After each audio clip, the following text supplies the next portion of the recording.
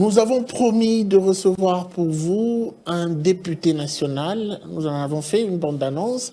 Il nous revient des vacances parlementaires. Avec lui, nous allons parler, aborder plusieurs questions, notamment cette levée de cette mesure de suspension des activités minières au Sud Kivu. On va en parler avec plus de détails, mais aussi la motion écrite adressée au ministre des Mines et plus autre chose. En termes d'actualité, nous recevons pour vous avec le plaisir Monsieur Trésor Moutsiki. Bienvenue à vous. Merci. Alors, Guichon. on doit dire que vous avez eu un séjour très mouvementé. Nous avons vu, nous avons suivi quand même vos activités, ci et là. Vous revenez fraîchement de vos vacances parlementaires. Première question, est-ce que ça a été aussi facile? Pas du tout. Pas du tout. Parce que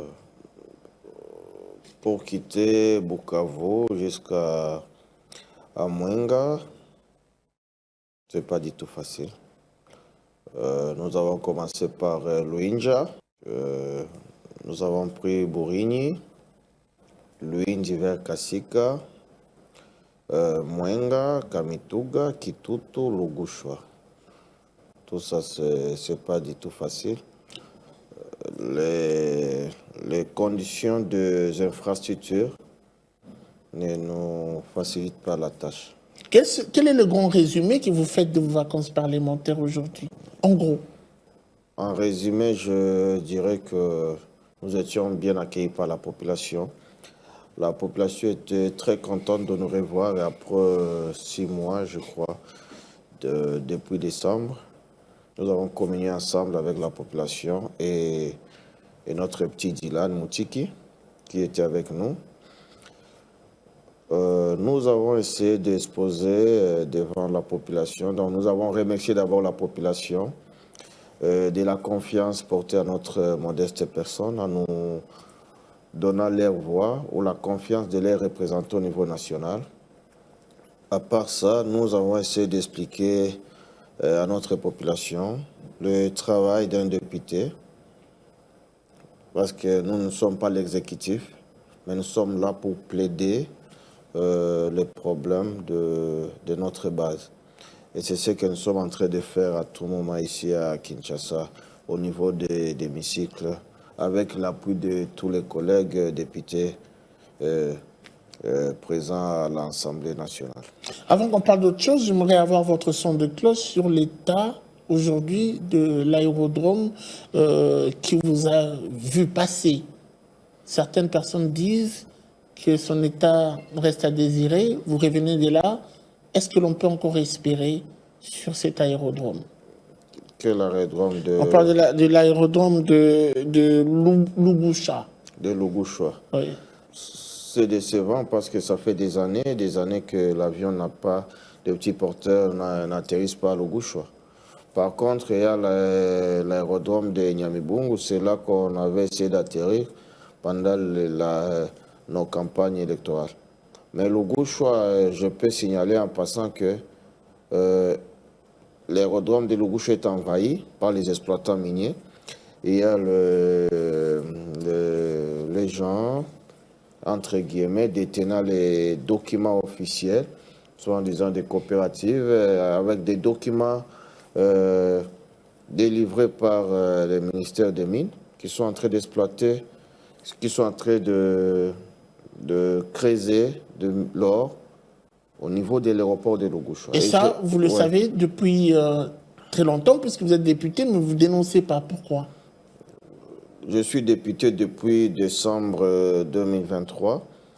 Nous avons commencé au mois de janvier l'installation, tout, validation de mandat. Nous avons eu le bureau au mois de mars, je crois, mars et avril, je crois bien. Depuis que je suis là, je ne fais que dénoncer. Parce qu'au moins, j'ai vécu toute cette souffrance que traverse la population de Mwenga et du Sud Kivu pendant les vacances parlementaires. Et avant, même pendant notre campagne. Et je suis fils du terroir, donc je connais au moins très bien la souffrance de cette population. Je sais de quoi je parle. Très bien. Alors, j'aimerais qu'on revienne sur cette question écrite adressée au ministre des Mines. une question qui a fait beaucoup de polémiques, qui a fait couler assez d'encre de salive. On parle même de ces différentes notes, lettres qui circulent depuis un temps dans les réseaux sociaux. Quelle a été votre motivation principale? Pourquoi cette question écrite? Guy, je vais te dire une chose. Pendant l'investiture du gouvernement Soumina, j'avais soulevé quelques points essentiels qui n'étaient pas pris en compte dans les programmes d'action du gouvernement Soumina. Parmi ces problèmes, j'avais parlé de la cohésion communautaire entre les communautés du Sud Kivu. Il y a certaines communautés qui sont privilégiées par rapport aux autres. Et ça fait des années. Et sur ce point, le président Kamel avait reconnu et au moins nous avait promis d'essayer d'en parler dans des réunions interinstitutionnelles pour faire voir ces dossiers auprès des décideurs. J'avais essayé de parler des infrastructures routières. Depuis la prise en fonction de son Excellence, Monsieur le Président de la République, durant son premier mandat, il avait la volonté d'aider le pays et de doter le pays des infrastructures dignes de son nom. Il avait initié le programme de 100 jours. Et dans ce programme de 100 jours, mon territoire de Mwenga, ou ma province du Sud Kivu, était bénéficiaire de plusieurs infrastructures. Il y avait la plus grande route nationale numéro 2 qui va de Goma, Kavumu, ça passe Bukavu, Walungu, Mwenga, jusqu'au Maniema. Mais pour ton information, cette route-là, on avait lancé les travaux officiellement. Et l'argent était décaissé pour les travaux, mais avec regret, je te dirais que même pas 100 mètres est exécuté. Est-ce qu'on peut dire aujourd'hui que la plupart de vos interpellations au Parlement se font par colère et par rage? Parce que moi, je pense, lorsque le chef de l'État nomme ses collaborateurs, c'est parce que lui ne peut pas suivre toutes choses. Il nomme ses collaborateurs pour exécuter son programme. Et à plus forte raison, lorsqu'il nomme les enfants du coin, de la province, donc vous devrez faire quelque chose pour l'intérêt de cette province. Quel a été alors le péché du ministre des Mines qui a été victime de cette question écrite? Non, parlons-en. La question écrite, j'avais adressée aux deux ministres. Des infrastructures celui des aussi. ITPR, Oui. Vous serez surpris que même ces réponses, les réponses de ma question écrite est très simpliste. Si vous essayez de parcourir, vous voyez, c'est comme si l'État n'existait pas. Je dis bien, c'est comme si l'État n'existait pas. Il n'a pas pu rencontrer... Même pas, j'ai dit et je le répète, même pas à 10% de mes préoccupations. Il fait comme s'il s'en fout de tout ce qui se passe. Bientôt, nous allons commencer la saison pluvieuse. Je crois que c'est dans quelques semaines, dans 2-3 semaines. Dans 2 semaines, je crois bien. À partir de début septembre, on commence la saison pluvieuse. Et à ce moment-là, nous allons faire encore plus d'une année sans que une Jeep puisse arriver à Mwenga. Même à Walungu. Pour quitter, pendant la saison pluvieuse, de Bukavu à Walungu, moins de 35 km, ça peut te prendre toute une journée, même 2 jours. Ces réponses, je ne t'ai pas convaincu et je crois qu'on doit revenir prochainement parce que je dois être convaincu. Je sais que le chef de l'État fait des efforts énormes pour le bien-être des Congolais, pour la modernisation de notre pays. Et ça, je n'accepterai pas qu'il y ait des dirigeants ou ses collaborateurs qui soient à la base des sabotages. Qu'est-ce qui justifie, selon vous, ces comportements un peu, je dirais, déplacés du ministre des Infrastructures, selon vous, qui ne rentrent pas dans la philosophie même du du président de la République, s'il faut suivre vos dires. Ça s'explique, ça se motive par quoi? Mauvaise foi, c'est tout. C'est ce que moi je peux dire. La mauvaise foi. Parlons de la question écrite également au ministre des Mines, j'insiste sur ça. Vous avez donné plus de détails sur la question écrite contre le ministre des Infrastructures et les mines alors. Quel a été son péché? L'espace légal, ok, a elle-même, je crois, produit plus de 90%, 90% de minerais de la province du Sud Kivu. Ok? Je dis bien l'espace légal produit plus de 90%. Et quand on parle de l'espace légal, on voit Chabunda, Mwenga et une partie de Fizi. Ok? Mais je te dirais que ce sont les territoires les plus enclavés. Je dis bien les plus enclavés. Les enfants ou les adultes comme nous, quand ils voient, eux, ils savent ce qu'on appelle véhicule, donc c'est les engins des Chinois. C'est ça que les enfants savent véhicule. Parce qu'au moins, ils ont des moteurs et ils disent, ah, ça aussi c'est le véhicule. Parce que c'est conduit par quelqu'un. Comment expliquer un enfant peut atteindre l'âge de 12 ans, 18 ans et n'a jamais vu un véhicule? Pas de rétrocession, rien de rien? Je m'excuse. Mais il y a l'exploitation de minerais. Je dis bien, il y a l'exploitation de minerais chaque jour. Il y a un monde fou des Chinois chez nous, et à Mwenga et à Chabunda. Moi-même, j'y étais, je les ai vus. Est-ce que ceci ne se justifie pas par le laxisme du gouverneur de la province qui laisse faire? Je ne dirais pas seulement les gouverneurs de la province, mais dans cette histoire, le gouvernement central est à la base de ce désordre. Ça, je le dirais sans peur ni honte. Le gouvernement central est à la base de ces désordres. Parce que quand vous arrivez sur terrain, ces gens vous disent, nous avons les documents. Les documents de qui? Du ministère des Mines, des cadastres miniers. On peut voir ces documents. Ils peuvent vous montrer dans leur téléphone juste un modèle de document, soit déjà signé par le ministre des Mines. Oh. Après, vous direz, où est d'autres documents? Non, je vais appeler Kinshasa. Et nous sommes des simples civils. Je n'ai pas de protection avec moi. Mais vous verrez un Chinois être protégé par plus de 10 et 12 militaires bien armés jusqu'aux dents. Qu'est-ce que toi tu vas faire à ma place? Est-ce que l'on peut dire aujourd'hui que le ministre de Mines, personnalisant un peu la chose, est à la base de la pauvreté qui sévit dans votre territoire? C'est le gouvernement qui est à la base du désordre. Je dis bien, c'est le gouvernement qui est à la base de cette pauvreté et la détérioration des conditions de vie de notre population. Ça, je l'ai dit franchement. Parce que si on devrait mettre de l'ordre dans ce secteur, je crois que cette richesse la population de chez moi devait bénéficier de cette richesse. Parce que chez moi, c'est inconcevable de voir que dans ta propre maison, je dis bien dans ta propre maison, tu produis du lait, du sucre, mais tes enfants meurent chaque jour par malnutrition.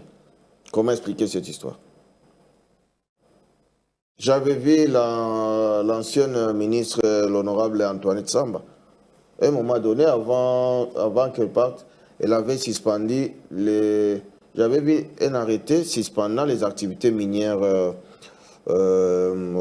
partout, au Sud Kivu, oui. Le nouveau est entré en fonction, il a pris ses fonctions. Nous avons fait notre question écrite. Ces réponses ne cadrent jamais avec nos questions. Encore une fois de plus, vous n'êtes pas satisfait? Non, je dis bien, ces réponses ne cadrent jamais avec nos questions.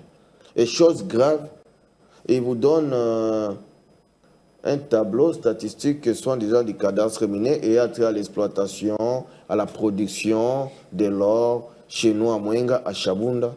Ce sont des tonnes et des tonnes. Comment expliquer qu'on peut produire des tonnes et des kilos d'or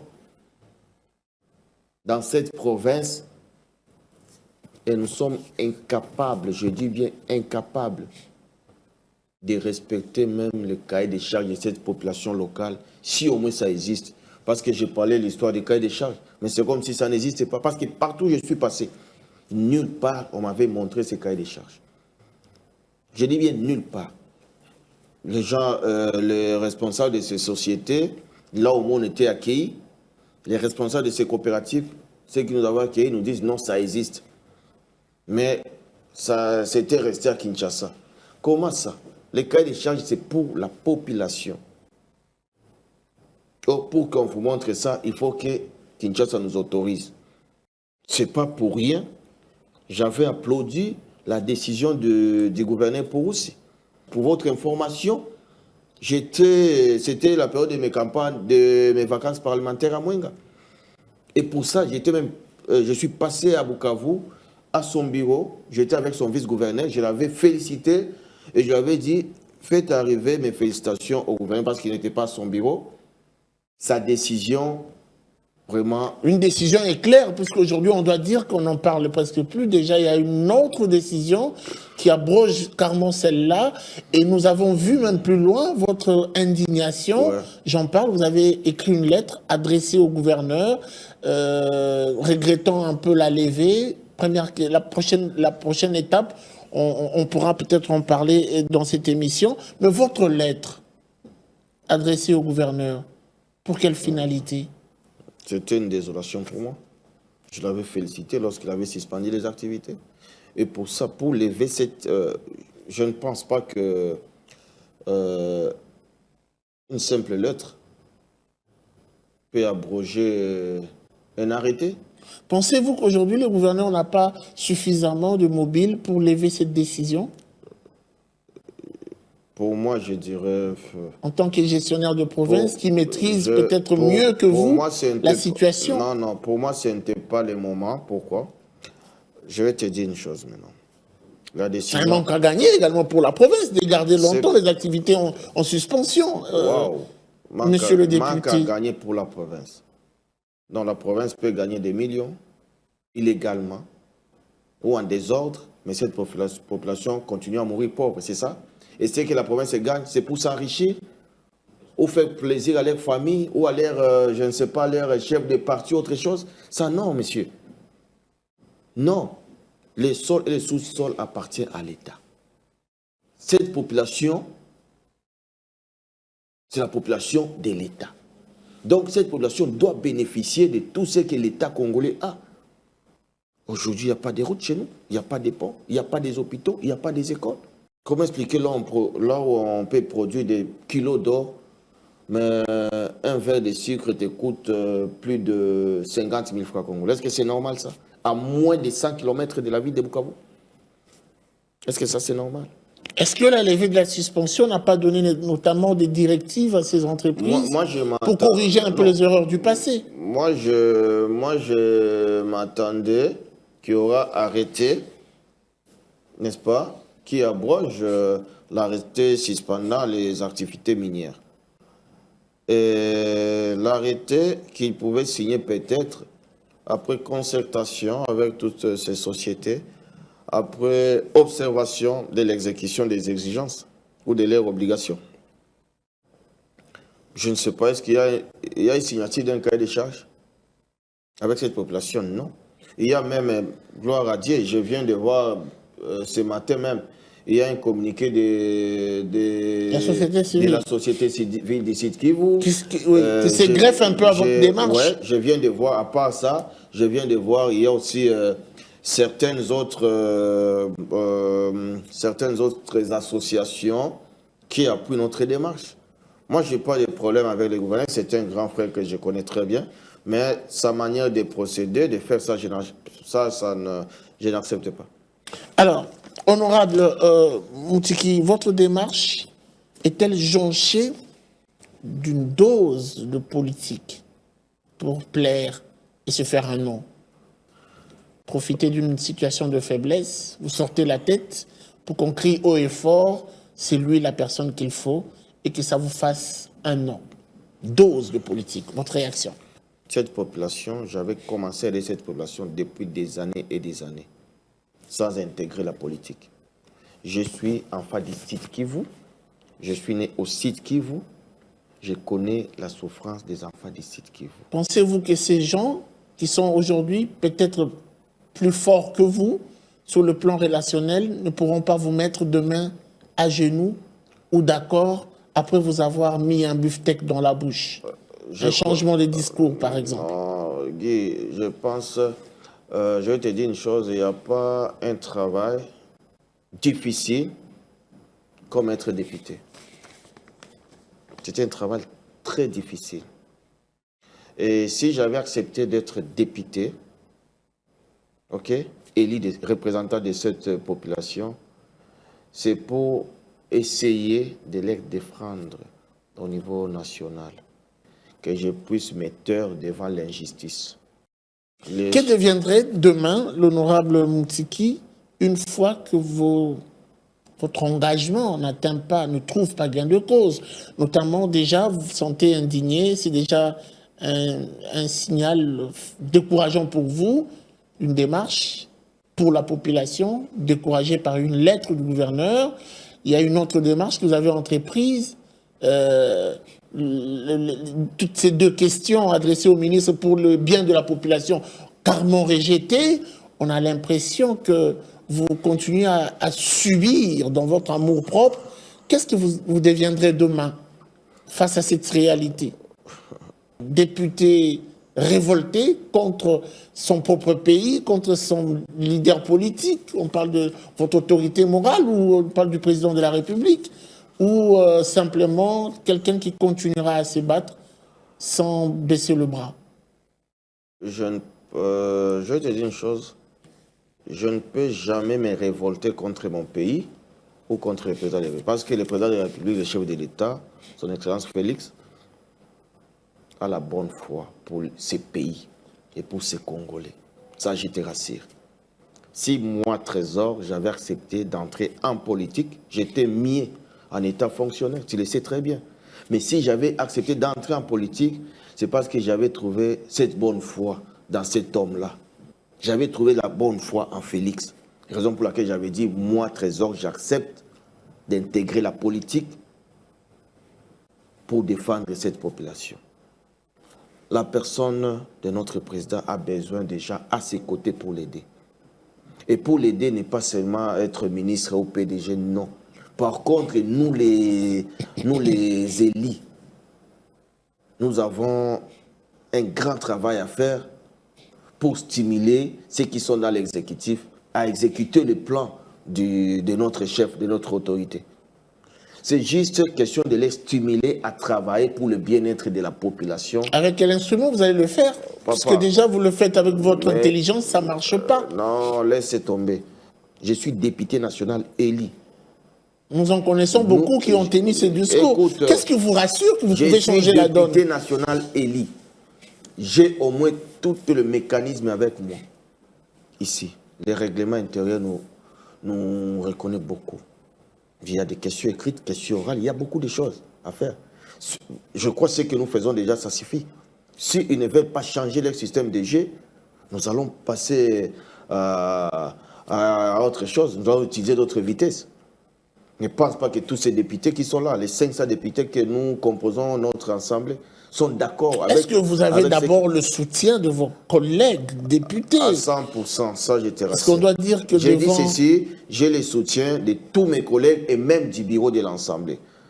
N'était le cas, les jours de l'investiture, on n'allait pas être applaudi par nos estimés collègues ou appuyé par notre bureau de l'Assemblée, en commençant par lui-même, l'honorable Kamel, que je salue en passant.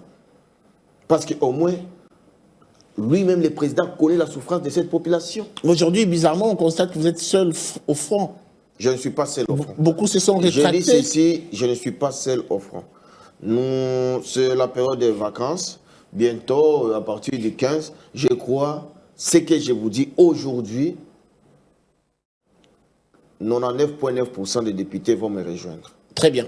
Alors, on va quand même parler de votre fief électoral aujourd'hui. Les Mwenga. Oui, vous êtes censé maîtriser et mieux comprendre, même à cœur, réciter le problème de de ce fief électoral. Nous avons appris, oui dire, qu'il y a le projet 145 territoires qui rayonne dans tout le territoire, notamment l'ensemble du territoire de la République démocratique du Congo. Est-ce que, encore cette fois-là, vous êtes marginalisé? 145 territoires. Parlons de votre territoire. Chez moi, le projet 145 territoires n'est pas visible. Je vais être sincère envers moi, même avec mon Dieu. Chez moi, le projet 145 territoires n'est pas visible. On n'a pas vu les effets des 145 territoires chez moi. Même pas... j'avais vu un pancarte en cours de route. Hein. J'avais vu un panneau publicitaire. À part les panneaux publicitaires, je n'avais rien vu, personnellement. À moins qu'il y ait quelqu'un qui vienne me contredire ici. À part les panneaux publicitaires, je n'avais rien vu comme œuvre de 145 Et pourtant, dans le plan directeur, on voit votre province qui est repris. Et nos territoires des les territoires notamment repris. Ouais. Mais c'est ça que je t'ai dit, j'avais vu ça. J'avais vu les tableaux, les panneaux publicitaires, j'avais vu ça. Est-ce que vous avez envisagé faire de lobbying dans ce sens pour résoudre un peu la question? Ouais, nous sommes sur ça. Nous sommes sur ça. On a déjà commencé. On a fait des lettres à la première ministre, au ministère du Plan, au bureau de l'Assemblée. Nous attendons la suite. Mais je crois d'ici quelques jours, le mois de septembre, on va rentrer, notre rentrée parlementaire, on va accentuer notre démarche. Quels sont les problèmes prioritaires chez moi? Oui, chez vous. Chez moi. Oui. Vous n'avez pas la misère du monde quand même, vous devez avoir quand même certains problèmes connus. Nous avons la misère du monde parce que c'est impossible. Là où vous produisez des tonnes et des tonnes de minéraux, mais vous êtes incapable, je dis bien incapable, de s'acheter un verre de sucre. Chez moi, il y a la misère du monde. Nous avons un problème des infrastructures routières. OK? Ça, n'en parlons même pas. C'est depuis. Problème des hôpitaux. Infrastructures sanitaires. École. Chômage des jeunes. Détérioration de notre environnement par nos amis ou par les sociétés à capitaux chinois qui exploitent chez nous par-ci, par-là. Et tout ça sous bénédiction de certaines têtes du pays couverts ou appuyés par les militaires. Ces gens envahissent même les champs de nos mamans. Ils détériorent les rivières et personne ne peut les bousculer. Donc il y a des problèmes et des problèmes. Mais au moins, dans tout ça, si on pouvait mettre de l'ordre dans ce secteur minier chez moi, si on pouvait juste arranger, même à terre bâtie, je dis bien même à terre bâtie, ces infrastructures routières de chez moi, on pouvait vivre encore mieux. Très bien. Alors, est-ce qu'on peut dire qu'aujourd'hui, l'honorable Trésor Moutiki va en guerre contre le gouverneur de la province du Sud-Kivu? C'est un front ouvert. Parce que la dénonciation que vous faites déjà, un tout petit peu, le met mal à l'aise. C'est un tout petit peu une petite accusation pour dire que... c'est ce qu'il t'a dit. On sait le lire entre les lignes. En regardant la dénonciation, on se dit... moi, je suis... Est-ce que ce n'est pas une guerre ouverte déjà annoncée? Nous sommes dans deux choses différentes. Lui, il est dans l'exécutif. Moi, je suis dans le législatif. OK? Mon travail à moi, c'est d'énoncer et c'est de remettre, rappeler chacun, toutes les personnes dans l'exécutif, les obligations vis-à-vis de la population. C'est ça mon travail. Je ne suis pas là pour les cajoler, non. Là où il fait bien son travail, je dirais, grand frère pour vous aussi, félicitations. Raison pour laquelle j'avais applaudi, je l'avais même félicité quand il avait suspendu. Mais quand il a mal agi, je lui dis, ça ne passe pas. Je ne peux pas applaudir. Non, ce n'est pas mon travail. Cette population ne m'avait pas envoyé à Kinshasa pour venir applaudir l'exécutif. Non. Vous ne l'avez pas félicité via une correspondance. Vous aurez pu l'approcher aussi. C'est toi qui l'as dit. On s'écrit même, j'ai des messages. Je l'avais même félicité par message. Raison pour laquelle j'étais même passé à son bureau. Demander son vice-gouverneur. J'étais dans son bureau. Il y a des photos par-ci, par-là. Lui n'était pas à Bukavu, il était vers Katana. Les jours qu'il était élu gouverneur, on l'avait accueilli ici. Moi, tous les coquilles des députés d'ici, parce que je suis rapporteur de notre coquille, on l'avait accueilli ici, à l'hôtel Sultani. Qu'est-ce que vous Avant qu'il soit même candidat, avant qu'il soit même élu, on s'appelait. Et aujourd'hui, on continue à s'appeler parce que, je le dis bien, c'est mon grand frère. C'est mon grand frère, c'est un aîné, c'est un notable de chez moi aussi, de Kivu. Je les respecte. Et moi, je crois que c'est ça la politique. Tout le monde n'est pas obligé d'applaudir pour toi. Et parmi ces gens qui applaudissent pour toi, ce sont les traîtres. Ils ne sont pas là pour t'aider. Moi, je suis là pour aider le gouverneur à faire mieux. C'est tout. Faire mieux, c'est-à-dire faire respecter le cahier des charges. Pas seulement ça. Le site qui n'a pas besoin seulement de cahier des charges. Le site il y a beaucoup de dossiers, beaucoup de problèmes. Il y a les problèmes d'expoliation des maisons de l'État. Il y a les problèmes miniers, les problèmes des infrastructures. Dans la ville de Bukavu, il y a l'insécurité, n'en parlons même pas. Donc, il y a beaucoup de problèmes. Beaucoup de problèmes au site Kivu. 3 tentatives, pas de résultats escomptés, désolation. Quelle sera la prochaine étape? Non, comment? La prochaine démarche pour vous? Quand vous dites 3 tentatives, pas de résultats, ça c'est faux. Ça c'est faux. Ça c'est faux. Moi je pense... Vous avez pu bouger les lignes, à votre avis? Oui, ça va. Là déjà, ça j'accepte. Le fait d'avoir ce courage d'écrire, d'affronter, c'est déjà quelque chose. Parce que j'étais même à Bukavu, j'avais vu le responsable de l'armée, le général de Bukavu, je lui avais parlé, je lui avais dit, c'est inconcevable que tes éléments à toi soient présents dans les sites miniers. Il y a quelque part là où j'étais, les sites c'est une personne, c'est pour une personnalité. Là on utilise des Chinois. Et les militaires à nous, Congolais, avaient refusé que je puisse pénétrer dans les sites. Oh, pour entrer, il faut appeler X. J'ai dit, ah, mais j'avais fait pénétrer par force. J'ai dit, je dois entrer. Et ce que j'avais trouvé, c'est regrettable. J'avais vu les généraux, j'avais dit, tes éléments sont là. Oh non, non, j'ai dit, ça ne passe pas. Mais pourquoi votre intérêt s'oriente beaucoup plus vers les activités minières? Qu'est-ce que vous visez? Non, non. Mon territoire, c'est un territoire minier, papa.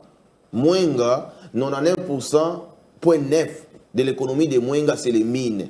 Si vous ne savez pas, c'est à moi à Mwenga, chez moi à Mwenga, où il y avait Bandero, il y avait les Twangis à Manning, toutes ces sociétés. Donc aujourd'hui, si vous allez ici au cadastre minier, on vous montrera l'exploitation minière d'ici de Kivu. Au moins 90% c'est à Mwenga. Chez moi, la population vivait rien que de minerais. Rien que ça. Depuis Somenki, depuis le père du président Maréchal Mobutu. C'est là où il y avait la Somenki, si vous ne savez pas, Chongo. Alors, on va vous laisser quand même un temps de vous adresser aux autorités, puisque cette émission sera suivie, sûrement même le président de la République pourra nous suivre, mais aussi Madame le Premier ministre et même les autres membres du gouvernement. Vous avez un message adressé d'abord à la tutelle, au président de la République, à la tutelle, mais aussi à la population qui a voté pour vous. Je vais commencer par la population.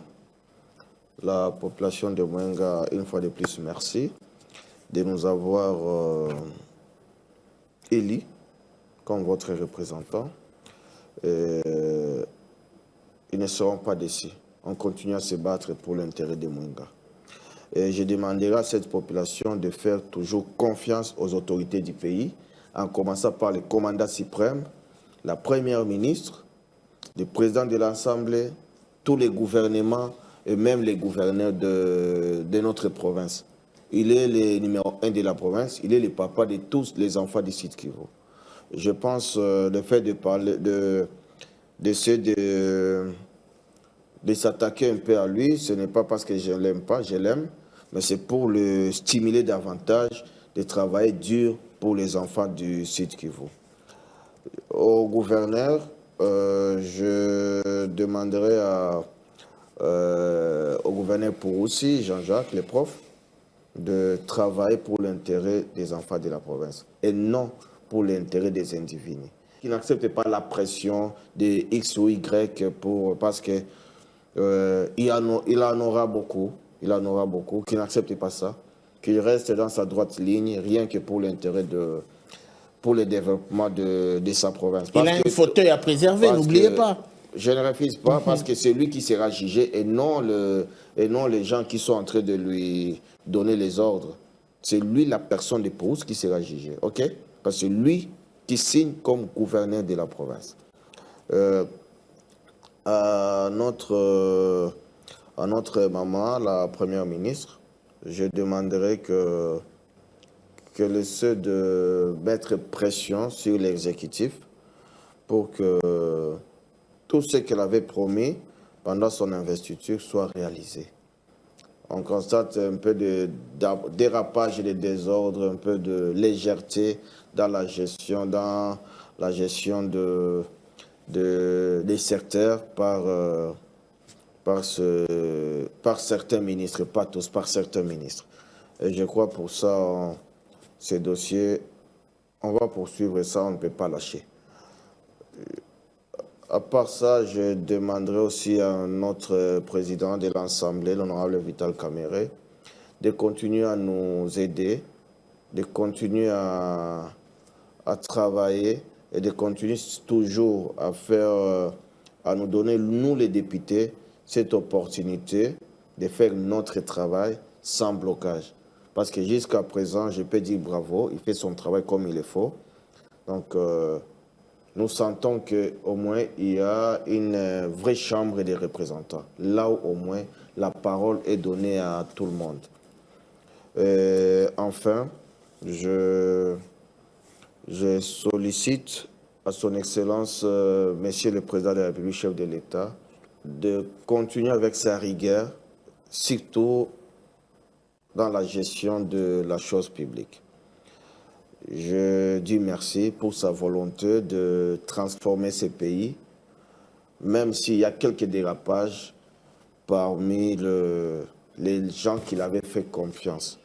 Mais au moins, nous, en tant que les représentants du peuple, nous allons faire un effort pour continuer à l'aider, pour qu'il soit toujours à la hauteur, qu'il reste les champions des champions.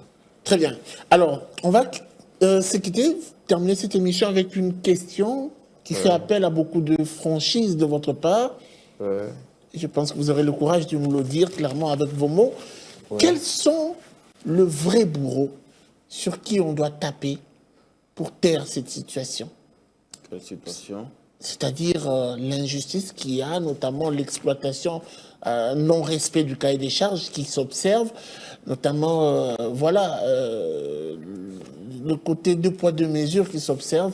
Vous êtes sans ignorer, en tant que député, qu'il y a des bourreaux derrière. Vous l'avez même dit, des trafics d'influence qui se font par-ci et là. Vous avez été plus témoin pour accéder à certains sites. Ça a été plus compliqué puisqu'il fallait appeler XY. Vous avez de nom et vous avez l'occasion. Quels sont les vrais tireurs de ficelles qui pourrissent la vie à la population au Sud Kivu? Cette question est complexe, mais au moins, parmi les recommandations faites dans notre rapport de vacances parlementaires, nous avons essayé de parler et je crois jusqu'à présent, la première est réservée au président de l'Assemblée. C'est par après que nous pouvons dévoiler les... Merci beaucoup, Monsieur Trésor Moutiki. Je rappelle que vous êtes honorable député, élu du territoire de Mwenga, au Sud Kivu. C'était un plaisir d'être avec vous sur ce plateau. Merci, Guichot. Merci. La suite au prochain numéro avec le même plaisir. Au revoir et à très vite.